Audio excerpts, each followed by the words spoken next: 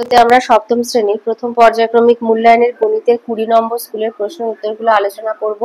একের আইতে বলেছে এক বস্তা চালের পরিমাণের 0.75 অংশের দাম 1800 টাকা হলে তার 0.15 অংশের দাম কত? তো লিখবে চালের পরিমাণ অংশ দাম টাকা, 0.75 অংশের দাম 1800 টাকা, তাহলে 0.15 অংশের দাম x টাকা। চালের পরিমাণ আর দাম হচ্ছে সরল সম্পর্ক, সমানুপাতের আকারে সাজিয়ে নেবে, তাহলে x সমান 0.15 ইন্টু 1800 বাই 0.75। এই দশমিক সংখ্যা দুটো সংখ্যার বাঁদিকে দশমিক, তাই দশমিকগুলো তুলে দেওয়া যায়। তাই 15 গুণ 1800 বাই 75, 75কে 15 দিয়ে কাটলে 5 আর 1800কে 5 দিয়ে কাটলে 360 টাকা। তাহলে 0.15 অংশের দাম হবে 360 টাকা। দুইতে দিয়েছে একটি গুরু অনুপাতে ব্যস্ত অনুপাত সর্বদা লঘু অনুপাত হবে। তিনেতে বলেছে সঠিক উত্তরটি নির্বাচন করো। একটি আয়তক্ষেত্রের দৈর্ঘ্য ও প্রস্থের অনুপাত 5:3, দৈর্ঘ্য 10 সেমি হলে প্রস্থ কত হবে? তাহলে দৈর্ঘ্য আর প্রস্থের অনুপাত হচ্ছে 5:3, তাহলে দৈর্ঘ্য বাই প্রস্থ সমান 5/3, দৈর্ঘ্য 10 সেমি, তাই 10 বাই প্রস্থ সমান 5/3, অতএব প্রস্থ সমান 3 গুণ 10 বাই 5। 10কে 5 দিয়ে কাটলে 2, তার মানে 6 সেমি, তাহলে প্রস্থ হবে 6 সেন্টিমিটার। চারেতে দিয়েছে সঠিক উত্তর নির্বাচন করো। এখানে তারকা চিহ্নিত স্থান মানে প্রথম পদটা বার করতে হবে।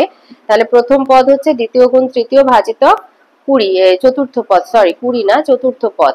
তাহলে লিখবে যে তারকা চিহ্নিত স্থানে হবে প্রথম পদ, তাহলে প্রথম পদ সমান দ্বিতীয় গুণ তৃতীয় বাই চতুর্থ পদ। তাহলে 8 গুণ 30 বাই 20, 20 শূন্য 30 শূন্য কেটে দেবে, 8কে 2 দিয়ে কাটলে 4, 4 3 12, তাহলে ওই তারকা চিহ্নিত স্থানে বসবে 12। পাঁচেতে দিয়েছে সঠিক উত্তরটি নির্বাচন করো। এখানে বলেছে x minus y whole square সমান 0 হলে x বাই ওয়াই এর মান কত? তো x minus y whole square মানে আমি এখানে ছোট করে দেখিয়ে দিচ্ছি, আমি দুবার এইভাবে x minus y into x minus y সমান 0 লিখতে পারি।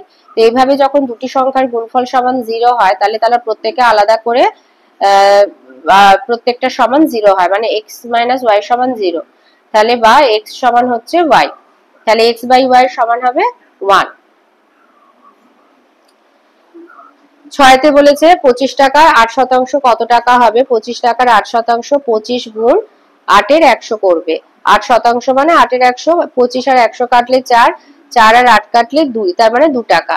7 দিয়েছে গুরু অনুপাত নির্ণয় করতে বলেছে। গুরু অনুপাত হচ্ছে যে অনুপাতে পূর্বপদ বড় পরপদ ছোট, তার মানে ডি এর দাগেরটা 3:2। 8এ বলেছে কোন কোণের অন্তঃসমদ্বিখণ্ডক আর বহিঃসমদ্বিখণ্ডকের মধ্যবর্তী কোণের মান হয় 90 ডিগ্রি।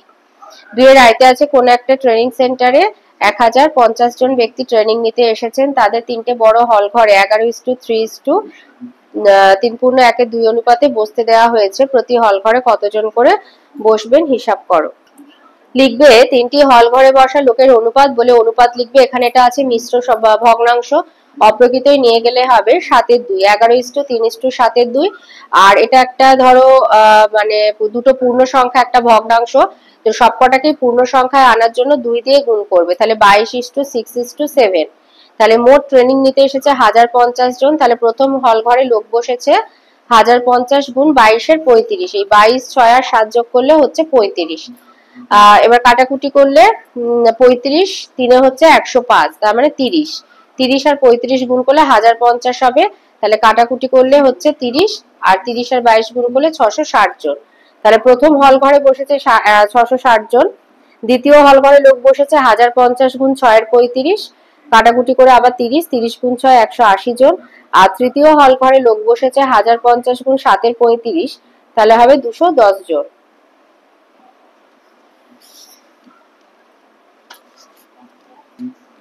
দুইতে দিয়েছে 12,100 টাকা মধু মানস আর কুন্তল আর ইন্দ্রের মধ্যে ভাগ করে দিতে হবে আর কি, 2:3:4:2 অনুপাতে কে কত টাকা পাবে। তাহলে এই যে অনুপাতগুলোর এই সংখ্যাগুলো যোগ করে হর তৈরি করে নেবে। 2 আর 3 5, 5 আর 4 9, 9 আর 2 হচ্ছে 11, আর এই প্রথম দুইটা হচ্ছে মধুর জন্য, 3টা মানস, 4টা কুন্তল আর 2টা ইন্দ্রের জন্য। তাহলে মধু পাচ্ছে 12,100 গুণ 2 এর 11, 11 আর 121, 11 11 121, তাহলে 1100 গুণ 2 2200 টাকা পাবে মধু। মানস পাবে 12,100 গুণ 3 এর 11, মানে 1100 গুণ 3 3300 টাকা। কুন্তল পাবে 12,100 গুণ 4 এর 11, 1100 গুণ 4, 4,400 টাকা। আর ইন্দ্র পাবে 12,100 গুণ 2 এর 11, মানে 1100 গুণ 2, 2200 টাকা। তিরেতে দিয়েছে রেহানা এবং সায়ন দুজনেই পরীক্ষা দিয়েছে। প্রত্যেকের পরীক্ষায় মোট 12টা প্রশ্ন ছিল। রেহানা 8টি প্রশ্নের ঠিক উত্তর আর 4টি প্রশ্নের ভুল উত্তর দিয়ে 36 নম্বর পেয়েছে, কিন্তু প্রতিটা ঠিক উত্তরের জন্য 6 নম্বর পেয়েছে। রেহানার পরীক্ষায় প্রতিটা ভুল উত্তরের জন্য কত নম্বর দেয়া হয়েছে হিসাব করো।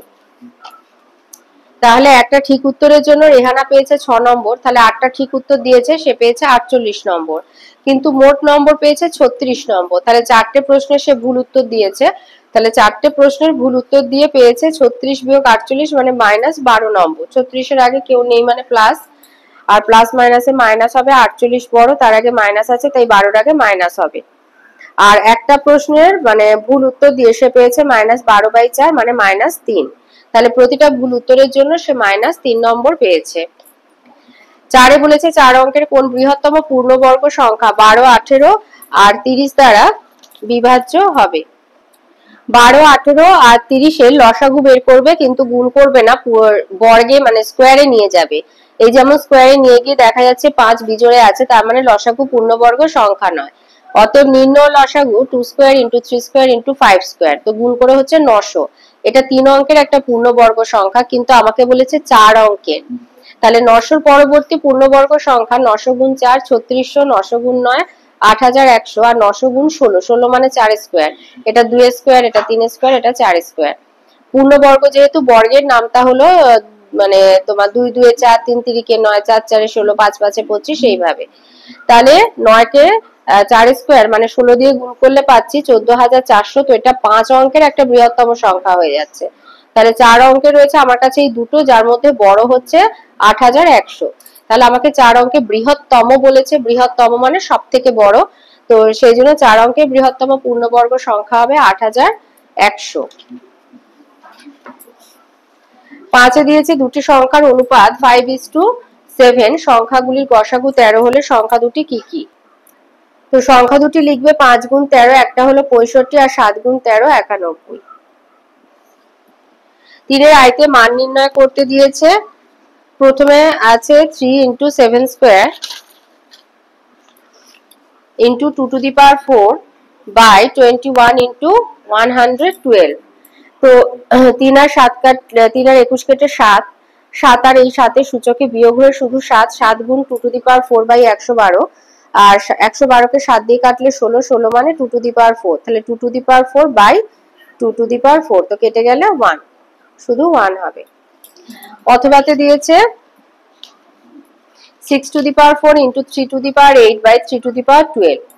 তো ভাগের ক্ষেত্রে সূচক বিয়োগ হয়, তো যেহেতু নিচে 3 টু দি পাওয়ার 12 আছে, এই সূচকটি বড়, তাই আমি লিখলাম 6 to the power 4 by 3 to the power 4।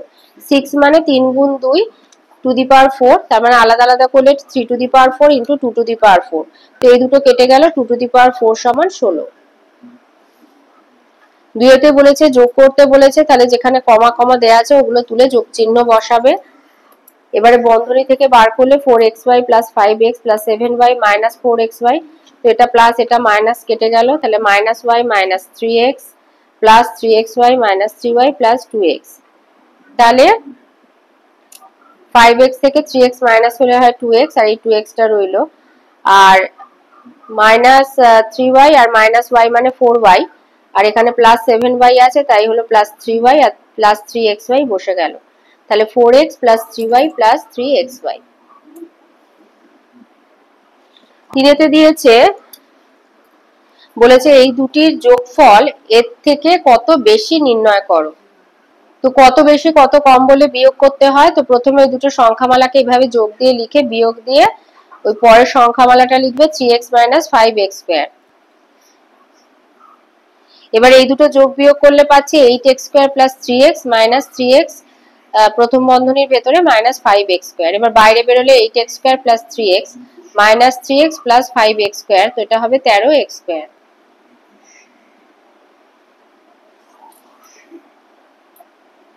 4-তে দিয়েছে সরল করতে বলেছে a square plus b square into a square minus b square plus B square plus C square minus into B square minus C square plus C square plus A square into C square minus A square. তো এখান থেকে আমরা যাবো a to the power 4 minus b to the power 4, এখান থেকে যাব plus b to the power 4 minus c to the power 4, আর এখান থেকে যাব plus c to the power 4 minus a to the power 4। এবার যেগুলো সদৃশ পদ বিপরীত চিহ্নযুক্ত কেটে যাবে, প্লাস এটা মাইনাস, তাহলে কেটে গেল, কেটে গিয়ে অ্যান্সার হবে 0।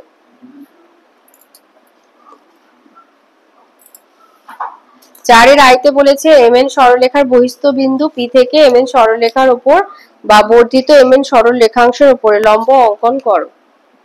তাহলে এরকম একটা সরল রেখাংশ টানবে, তার নাম দেবে m আর n, বহিস্থ একটা বিন্দু নেবে p। এবার এই p বিন্দুতে কাঁটা বসাবে, কম্পাসের কাঁটাটা বসিয়ে এমন ভাবে বৃত্তচাপটা আঁকবে যেন সেটা m সরল রেখাংশকে দুটো বিন্দুতে ছেদ করে। এবার এই ছেদ বিন্দু দুটোর মাপ নেবে, আর যেদিকে p বিন্দু আছে তার বিপরীত দিকে ঘুরিয়ে একবার n বিন্দুতে আর একবার m বিন্দুতে কাঁটা বসিয়ে দুটো আলাদা আলাদা বৃত্তচাপ আঁকবে যারা পরস্পরকে ছেদ করবে। এবার এই ছেদ বিন্দু আর p বিন্দুটা জুড়ে দেবে।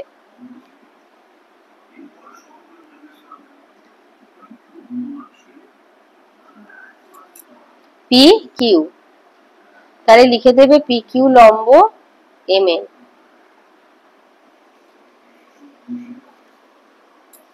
4 এর 2 তে দিয়েছে স্কেল ও কম্পাসের সাহায্যে 30 ডিগ্রি কোণ অঙ্কন করো। 60 ডিগ্রি কোণকে সমদ্বিখণ্ডিত করলে 30 ডিগ্রি কোণ পাবে। তাহলে আবার যে কোনো মাপের একটা রেখাংশ টেনে এক বিন্দুতে কাঁটা বসিয়ে এখানে যে কোনো মাপের ব্যাসার্ধ নিয়ে বৃত্তচাপ আঁকবে, এটাই হবে 60 ডিগ্রি কোণ। এই যে বৃত্তচাপটা আঁকলে এবার এখানে কাঁটা বসিয়ে এই যে দ্বিতীয় বৃত্তচাপ, এটাই হচ্ছে 60 ডিগ্রি কোণ। এবার এটাকে সমদ্বিখণ্ডিত করে দেবে। যেহেতু আমার 60 ডিগ্রি চাইনি, আমার 30 ডিগ্রি চেয়েছে, তো একেবারে সমদ্বিখণ্ডিত করে এটা জুড়ে দেবে, দিয়ে আর নাম দিয়ে দেবে। তো এটা দিয়ে দিলাম এ বি সি, এটা হলো 30 ডিগ্রি কোণ। এরপরে বলেছে তিনি পি কিউ সরলরেখাংশ আঁকো যার দৈর্ঘ্য হচ্ছে 9 সেন্টিমিটার আর স্কেলার কম্পাসের সাহায্যে রেখাংশটিকে সমদ্বিখণ্ডিত করো। তাহলে প্রথমে 9 সেন্টিমিটার মাপের একটা সরল রেখাংশ টেনে নেব আমরা। তো নাম এখানে বলে দিয়েছে পি কিউ, তাহলে এটা হচ্ছে 9 সেন্টিমিটার। তাহলে পাশে একটু লিখে দেবে পি কিউ সমান 9 সেমি। এবার মোটামুটি পি বিন্দুতে কাঁটাটা বসাবে এবং মানে মোটামুটি অর্ধেকের থেকে একটু বেশি দূর নেবে, পুরো কিউ অবধি নেবে না। এবার উপরে একটা বৃত্তচাপ আঁকবে, নিচে আর একটা বৃত্তচাপ, আর কিউ বিন্দুতে কাঁটা বসিয়ে ওই একই মাপটা রেখে ওই বৃত্তচাপটাকে ছেদ করে দেবে। এবার এই ছেদ বিন্দু দুটো জুড়ে দিলেই রেখাটা সমদ্বিখণ্ডিত হয়ে যাবে।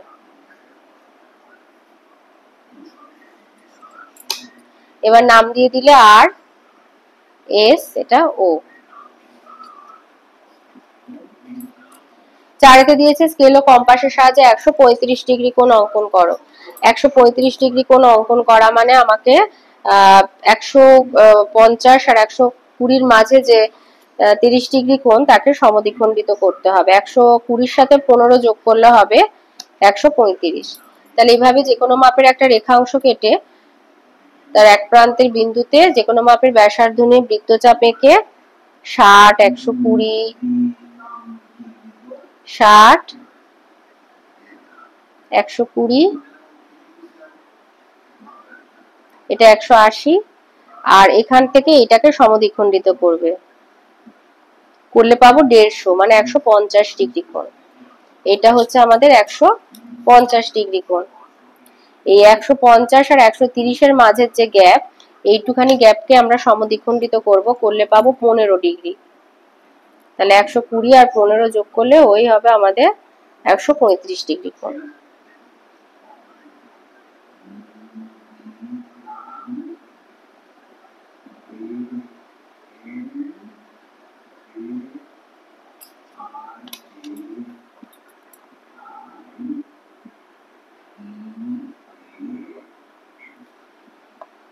এটা নাম দিয়ে দেবে, একটু বেঁকে গেল এটা লেখা, সরল রেখাটা একটু বেঁকে গেল, এটা নাম দিয়ে দেবে এ বি সি 135 ডিগ্রি।